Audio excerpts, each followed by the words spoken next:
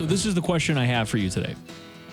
How much patience do the Broncos need to have with Drew Lock and with their quarterback? Because he's going to get some portion of the remainder of the season whenever he does come back. And then it becomes about what can he show you, and this is kind of sports talk radio fodder, what can he show you in those remaining games to make you either say we're going to stay with him or going in a new direction?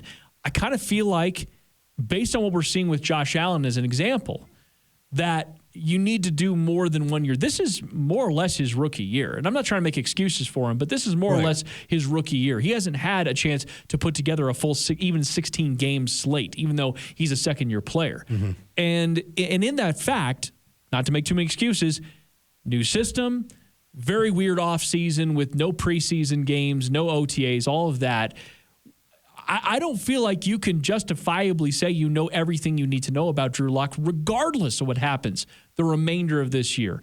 I kind of feel like you need to give him another year, even after this season, and make that the investment. That would be the direction I'd like to see the Broncos go either way, because the quick trigger stuff, that's why you continue to be a team that, as Pro Football Focus has you, as dead last in the NFL right now. Well, let me try this on for size. How do you feel about Brett Rypien? I feel like Brett Rypien is exactly what you'd want in your backup quarterback. You quick think trigger. He can be a 10-year backup here? Yes, absolutely. All right, then you give Drew Lock another chance. Forget Driscoll, you dump that. Forget Bortles, you dump that. If you think Brett Rypien is actually a competent enough backup that can salvage things, then you give Drew Lock a chance. If you don't, then you need to find somebody who's going to be and is going to push him and be that. The Bills didn't really do that. They didn't really push Josh with anybody. No. They just kind of made him the guy, and you're going to be the guy for a couple of years, and this is how we're going to do it. But he's a first-round pick. He's a top 10 pick, so that makes some sense. See, that's where this thing's. It shouldn't matter. It shouldn't It should not matter. You and I are on the same page about that.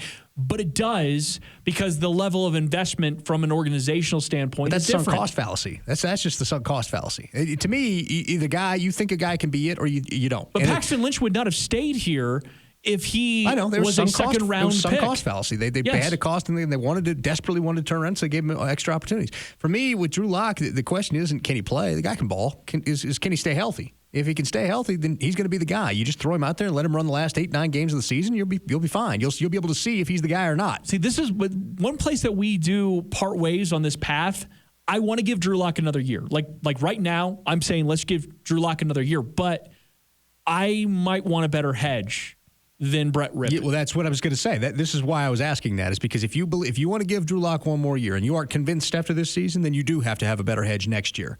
This year, it was his team to be if he doesn't take it by the reins over these last couple of games, if you're on the fence after Drew Lock does this, then you do have to have a better hedge. You got to have somebody that can push him. If he does take the reins over the last 8 or 9 games and absolutely convinces you don't have to worry about that hedge. Brett Rypien's your backup. You're set on that, and that's how you do. That's where the question comes down.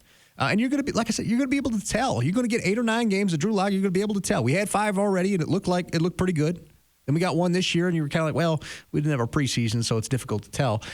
We'll get 8 or 9 games. We'll be able to tell. This is not. It's not rocket surgery. There's no calculus involved. We'll see if he can throw the football or not. We'll see if he can make the reads or not. We'll see if he wins games or doesn't. But this isn't designed to be a hot take. It's just more. I'm watching what other teams that are finding success with young quarterbacks, and I'm trying to find what the common theme is. And the common theme tends to be investment in the players around them. Well, yeah. Investment in time. The Broncos did. Right. They did. They already did that part. Check. Mm-hmm. But the next part, the investment in time on the field, the understanding that there are going to be some ups and downs. Look, you lose to the Titans in the first week, and the offense only scores 14 points, and his numbers weren't eye-popping in that game. So a lot of people go, well, maybe he's just not the guy. But you brought it up perfectly. Preseason games, there's no warm-up.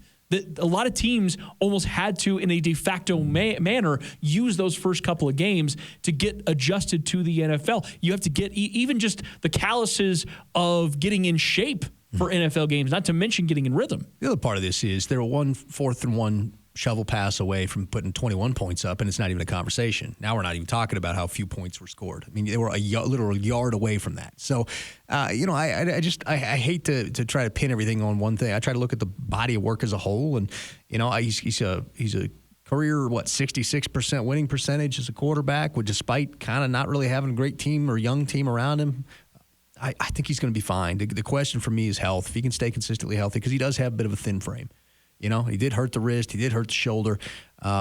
Is he going to be okay? Is he going to be a guy that constantly is dinged up and we're constantly have to dip in the well for the backup? Or is this a guy that can gut out and get? And I'm here to find that answer out. I'm here for the last 8 or 9 games and find that out. And they're going to be fine. Like he'll get out there and he'll either show you that he can do it or he'll show you that he can't do it. And you know, you're going to be in line to take the next guy. The tough decision, I think, for the Broncos at that point, depending on where your draft position ends up being, right? If you're a top 5, well, if your draft position isn't top 5 or top 10, if your draft position is middle of the pack, well, then he moved you out of that, and he's good enough to keep moving you out of that. I'm saying on the other side of that, if you are in position to take one of the premier top tier quarterbacks, then your quarterback wasn't good enough to pull you out of that, and you draft him. But this is where I will get a little hot take on you. And nobody's been a bigger Drew Lock stan than me. But if they're drafting top 5, you're taking a quarterback top 5. Okay, so that's we're on the same page. It's weird because I didn't expect us to be on the same page. I thought you would say no. If you're investing in Drew Lock, you stay the course.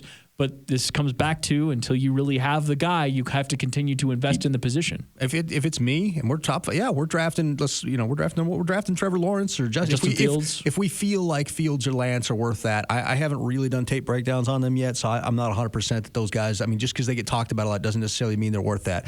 Everybody was talking about Johnny Manziel as being a guy, and I was one of those guys. As soon as I cracked tape, I was like, this guy's not going to. Fields is better than Manziel. Well, and I'm not saying they're not. I'm just saying I haven't to make that. But let's, for the sake of this hypothetical, we say they are. And I think that, you do. And you bring him in there and you have a QB competition. Here you go. Drew, can you beat this guy out? We just drafted him. And if not, then we'll sit him. He'll be our high-price backup for a while, or low-price backup, as it were. Over-investing in the quarterback position. No such thing. That's exact. Wow, look at you. Did you read my supplements for the show today? Did you somehow you're in my head? Yeah, we've been doing radio for a long time. I think you've picked up on some of these pearls. No, wait a minute. These are God. These are things that I walked right into it. I've been saying right into it for years. Steve Atwater used to sit across from me and make fun of me for these kinds of things. And I remember that. I remember hearing you guys talking about that, and I would yell at Steve from my car, like, Steve, what are you doing? Come on, stop it. Well, anyway, so this topic kind of came up, and I've been watching these quarterbacks, and I'm glad Brian McFadden brought up Josh Allen because it really kind of resonated with me on just the difference of the situations. Josh Allen in Buffalo, the opportunities he's been given versus a guy that was taken higher in the draft in Sam Darnold, and the opportunities that he has not been given. Josh Rosen was taken just a few picks later. He might not even be in the league next year. Who knows at this point, Right. I mean, and that is so significant on how organizations view the quarterback and view the investment that they're making. And the Broncos have had the carousel. Yeah, we talk about the coaching carousel and the coordinators carousel, which is bad enough. But then you have a quarterback carousel. And the Broncos are dead last in PFF rankings in offense. But nobody's really surprised by that. You've had injuries. But it can't be all about the injuries.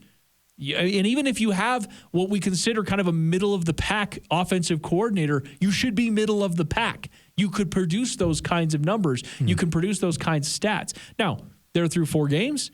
Maybe we start to see a little uptick. Maybe we start to see – I think there are things you're building on the offensive line that are encouraging. I think that you're starting to see, as a result of injuries, you're starting to see some guys in your receivers. Tim Patrick, as you were calling all offseason, he's stepping into that role of Courtland Sutton nicely. Jerry Jeudy is going to be a nice complement to Tim Patrick or Courtland Sutton. I retweeted a graphic last night about Tim Patrick, number 3 overall deep ball receiver in the NFL right now.